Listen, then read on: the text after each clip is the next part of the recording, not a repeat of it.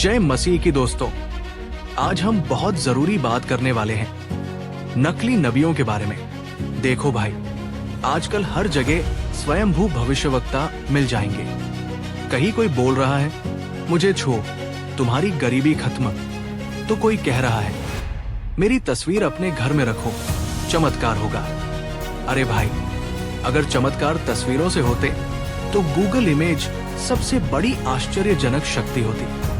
Bible हमें पहले ही सचेत कर चुकी है। मत्ती अध्याय 24 पद 11 में लिखा है, बहुत से झूठे भविष्यवक्ता उठ खड़े होंगे और बहुतों को भ्रम में डालेंगे। तो आज मैं आपको 5 पक्के तरीके बताने वाला हूँ जिनसे आप नकली नबी को पहचान सकते हैं। और हाँ, वीडियो को अंत तक जरूर देखना, क्योंकि ये बातें आपको धोखा खाने से बचा सकती है। दोस्तों, सोचिए अगर किसी चर्च में प्रवेश करने से पहले आपको दान देना अनिवार्य हो जाए, जैसे कि पहले दान करो फिर आशीर्वाद पाओ। क्या ये कोई साधारण प्रार्थना होगी? अगर आशीर्वाद की कीमत होती तो शायद हर कोई सबसे पहले मार्केट जाकर सौदा कर लेता, है ना? लेकिन असली बात तो ये है कि सच्चा आशीर्वाद निःशुल्क मिलता है। बाइबल में एक तिमोथी अध्याय 6 पद 10 में लिखा है, धन का प्रेम सभी बुराइयों की जड़ है। अगर आशीर्वाद के लिए दान लेने का चलन बन जाए तो देखिए लोग किस तरह अपने दिलों से सच्चाई और निस्वार्थता को खो देंगे। यीशु मसीह, जो स्वयं परमेश्वर थे, उन्होंने कभी इस तरह से व्यापार नहीं किया।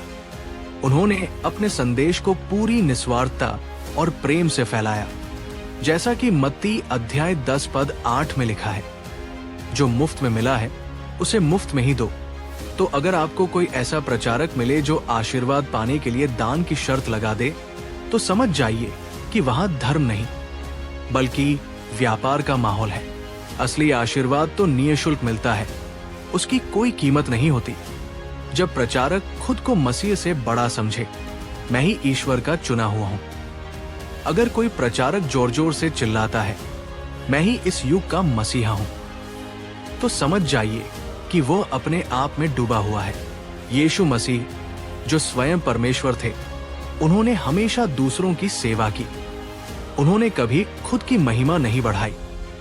बाइबल में मत्ती अध्याय 23 पद 12 में लिखा है, जो खुद को ऊंचा करता है वो नीचे गिर जाएगा।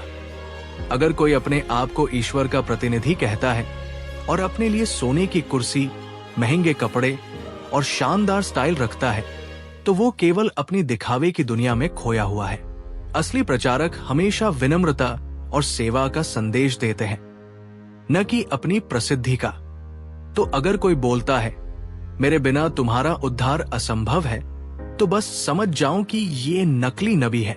हर साल नई झूठी भविष्यवाणी हो, अगले साल चमत्कार होगा।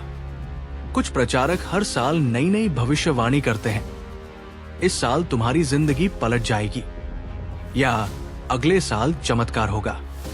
लेकिन अगर उनकी भविष्यवाणियां सच होती तो हम सब पहले ही उड़ान भर चुके होते। बाइबल में यशाया अध्याय 55 पद 11 में लिखा है, परमेश्वर का वचन कभी व्यर्थ नहीं जाता। असली वचन स्थिर और सत्य होता है। नकली नबी की बातों में तो अक्सर हवा भर जाती है। अगर हर साल किसी का कहना हो कि 2024 में दुनिया बदल जाएगी और फिर 2025 आ जाए और सब कुछ वैसा ही रहे, तो उसे भ्रमवक्ता। एक बार एक प्रचारक ने कहा, अगले साल तुम्हारा बैंक बैलेंस दुगुना हो जाएगा। तो आदमी ने चुटकी लेते हुए पूछा, भाई अगर ऐसा है तो कृपया मुझे भी कुछ ट्रांजैक्शन डिटेल भेज दो। जब दिखावा और चमक दमक धर्म का हिस्सा बन जाए, ईश्वर के सेवक या सेलिब्रिटी, क्या आपने ऐसे प्रचारक देखे हैं जो सोने की चैन, हीरे की घड़ियां और महंगी कारों में सजे होते हैं?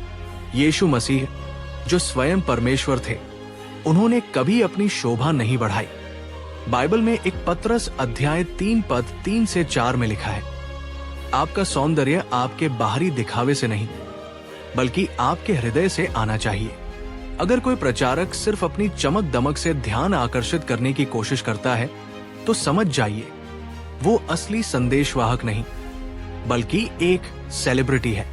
सोचिए, अगर आशीर्वाद पाने के लिए आपको महंगी कार दिखानी पड़े तो शायद हम सबको अपनी पुरानी बाइक छोड़नी पड़ेगी। याद रखिए, असली संदेश वही है जो परमेश्वर के वचन में निहित है, और यीशु मसीह स्वयं हमारे उद्धार के लिए आए थे।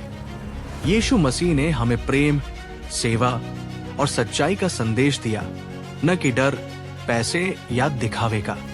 अगर आप सच में अपने विश्वास को मजबूत करना चाहते हैं तो खुद बाइबल पढ़ें, सोचें और समझें। बाइबल में मत्ती अध्याय 7 पद 15 में कहा गया है, झूठे भविष्यवक्ताओं से सावधान रहो, जो भेड़ों के भेष में आते हैं लेकिन अंदर से भेड़िए होते हैं। सत्य को परखें, विश्वास को बचाएं और हमेशा याद रखें कि असली आशीर्वाद मुफ्त है, उसकी कोई कीमत नहीं होती। अगर आपको ये वीडियो पसंद आया हो तो लाइक करें, शेयर करें और हमारे चैनल को सब्सक्राइब करना न भूलें।